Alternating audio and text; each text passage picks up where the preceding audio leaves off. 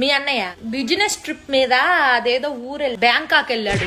Office ఎదవలకి బుద్ధి జ్ఞానం లేదు. ఈ మధ్య మరీ ఘోరం అయిపోయి నెలకి 2 సార్లు పిలుస్తున్నారు బ్యాంక్ ఆఫీస్ లో. అల్లాడిపోతున్నాడు. అంత దూరం అంటే ఒళ్ళు హూనం అయిపోదు. ఎక్కడో మ్యాప్ చివరనుంది బ్యాంకాక్. రాగానే ఒళ్ళంతా నొప్పులు ఉంది, కాస్త కాపడం పెట్టు రాజ్యం అని నోరారా అడుగుతాడు.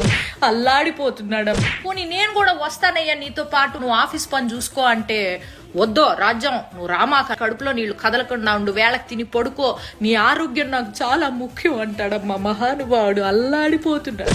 ఓ రోజైతే అర్ధరాత్రి పూట ఆఫీస్ నుంచి పూజ అనే అమ్మాయి ఫోన్ చేసి నువ్వు ఉన్న పళంగా రావాలి అర్జెంటుగా అని చెప్పేసేసరికి మనిషి ప్యాంటు చొక్కా వేసుకొని గబా గబా బయలుదేరిపోయాడమ్మా. తెల్లారొచ్చాక తెలిసింది ఆ పూజ అనే అమ్మాయి ఫోన్ చేయకపోతే ఉద్యోగం కాస్త ఊడిపోయేది. అల్లాడిపోతున్నాడమ్మా మనిషి. అసలు ఏమైంది తెలుసా, నేను పుట్టిన నుంచి వచ్చేటప్పటికి ఇంట్లో ఒక అమ్మాయి ఉంది. నాన్న నీ ఎవరండి ఈవిడే అని అడిగేసేప్పటికి అర్బన్ క్లాప్ నుంచి పిలిపించా.